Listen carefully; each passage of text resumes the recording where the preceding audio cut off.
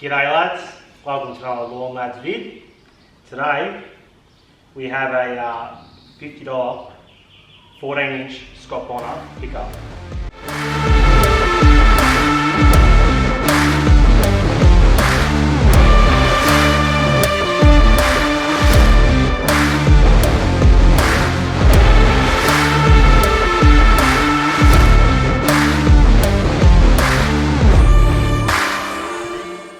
We just want to show you today there's some things to look out for when you're purchasing the Scott Bonnar. This one here is a 50-year-old model, so they aren't perfect.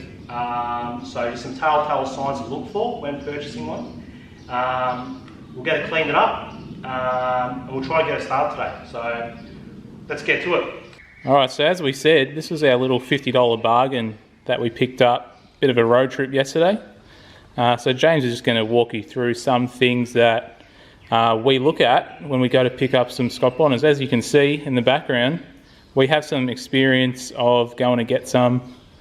There's a couple more around, so we feel like we know a little bit about what's going on.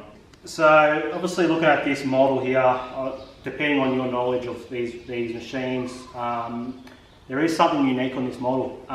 It has the edger attachment, which is quite rare. You don't see these a hell of a lot. I have never purchased one with it on there, and I know they go for quite some money on the Facebook marketplaces and eBays. So yeah, that's a cool little addition there. Looking at it overall, it is tidy. The paint's in really good condition. It does look pretty good. The handlebar badge, that looks pretty solid. It's still got its colour. It hasn't faded completely. The paint's in really good condition. So it should clean up quite well.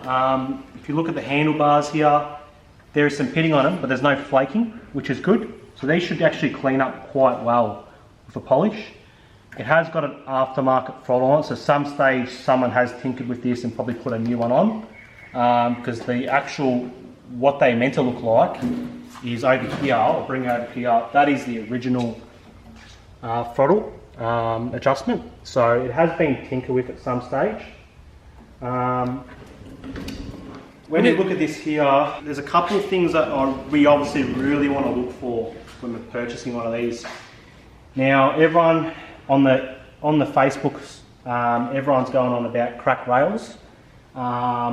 Rails just don't crack.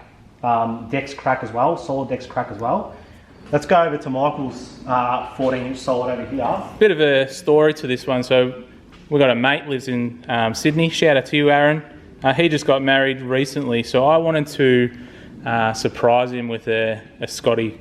He's having a bit of trouble finding one in Sydney, and for some reason, when we were looking, so we found this maybe a few months ago. Prices are a bit more expensive in Sydney, so a bit out of his budget what he was looking for. And we managed to find this one for $100, so we were pretty psyched. So we went. How far was that drive? That wasn't too bad. It was a 1 hour trip. Yeah, just a 1 hour trip. Anyway, so long story short, we come home, we bring it here, we get it started. We didn't really have too much of a look at it when we were at the place. It was only $100. It was only $100, so we were pretty happy with that. But as you can see, as soon as we got it running, it runs. But then something was off. Yeah, it wobbled around like crazy. Wobbling around. But as you can see there, this was all covered in gunk, so we didn't really see it, but you can see that crack there, and that goes. Your finger. You feel that difference there. So that was a bit upsetting to find. So and that's on the other side as well. So that's cracked the whole way through the deck. Yeah. Can we see it from that other side? Yeah, I think you can. Yeah, you can. Just through there. That crack there is gone through the whole way. And again, obviously, this is something that we didn't see when we picked it up. We were pretty happy with the $100 until we got it home and guys, cleaned it up a bit. Like, what causes these cracks is usually poor maintenance.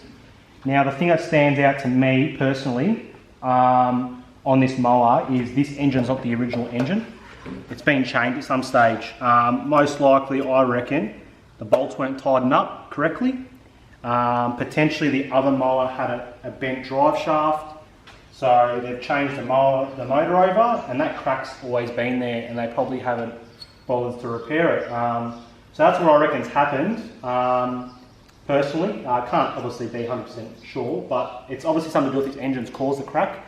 But it's more just to show you that it's not just twin rails that crack, it is solid decks. The decks do sag on these as well. The rails do sag on the 14s. They're both obviously 50-year-old mowers. The metal is very fragile, so it's just one of the gambles you take when you purchase one of these. You're not always going to see the cracks, so just so you're aware of that. But that is the first thing to look for. The next thing we look for when we're purchasing one of these is they're pretty complete. You know, is everything there? Is it missing a reel? Is it missing the roller? Is it missing, you know, side covers? You know, that's all going to cost you money to replace that stuff. So this is a complete unit. It's got a catcher as well, which is behind you there. In good condition. A couple of dents in it, but it's in good condition, no holes. Your reel is another thing. These are costly. These are, you're looking at $450 for a sort of standard replacement reel on these. This reel, although it has been sharpened at some stage because it definitely has some meat ground down on it, it seems to have probably another sharpen left in it. It's another thing to also turn the mower back like this and check the bed knife thickness. The bed knife's probably at its end, it's probably got a tiny bit left on it, potentially, but I wouldn't say it's got a lot of meat left on it. So it's the bed knife that we're talking about here. Yeah, so you know, thickness of that, obviously you want to look at that when you're purchasing. Another indicator on how much it's got left on it is to look at these screws down here. So the further these screws down, the less adjustment it's got left in it. So this is probably at its nearly at the end of the adjustment. Another thing I look for on these is the front roller. So sometimes these will wobble around. That means these bushes on the outside need replacing because there's play in them. This one's pretty good. There is obviously a bit of movement in these front rollers, but they always do wobble around a bit on the original ones. You can get replacement, of course, for these front rollers, but the whole bracket assembly is good. When they wobble a bit, what happens is your height, when you're going over bumps on your lawn, your height of cut changes. Your height of cut pretty much goes up and down, which then causes to get this sort of ripple pattern through the lawn. So if you don't want to restore a mower, to take them out, you've got to grind them out and repaint it. That's a big thing. Another thing that we do look for on these is try to see if these clutches spin true. It's very hard if you can't get it running.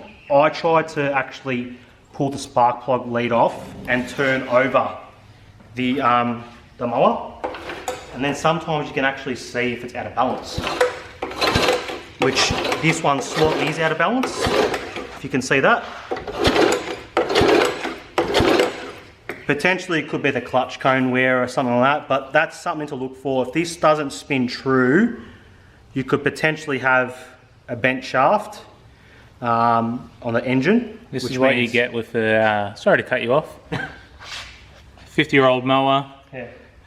Just got attacked by this massive spider as well. So expect that to happen. Yeah, this thing's caked in spiders and spider eggs and everything. But yeah, getting back to it, do try to look for if that spins straight and true, because if this wobbles, it wears out this shaft here, your PTO shaft. The engine drive shaft will be knackered, so you're up for a new engine and a new whole upper end. The next thing we look for is probably your rear roller.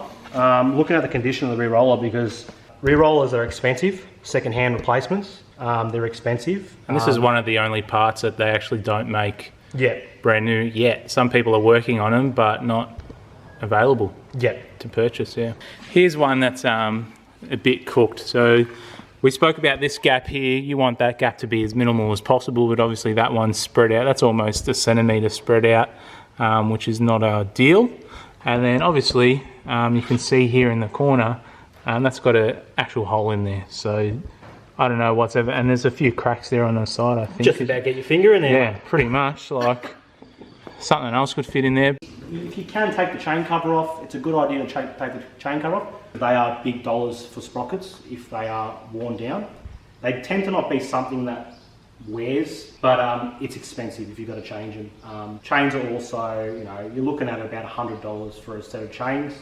Sprockets can be anywhere from 50 to, I don't know exactly, I've never had to replace them, but adjust the height, see if that goes up, make sure it's not seized. This one adjusts the height perfectly. It's got all the catch rubbers, which is good. You rarely see that. Deflector screws there. all your clutch assemblies there. It engages and disengages, which is good. That's it, guys. That's pretty much the main thing to look for. We'll snap to giving it a clean. So what we do and what we like to do is first we just brush it all off, get some of the spider webs and gunk and all that type of stuff off, and we hose it down a little bit just to get, you know, most of the stuff off, and then we'll spray it with some degreaser. Let that sit in a little bit, hose that down, brush off some areas, and that's basically it.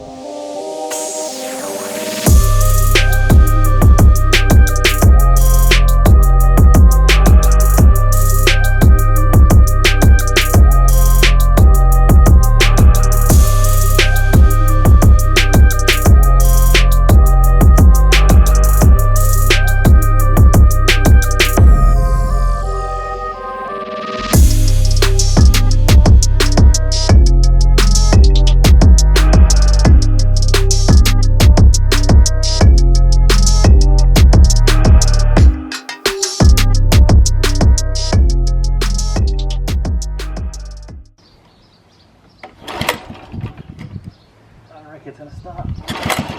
Oh, don't speak too soon.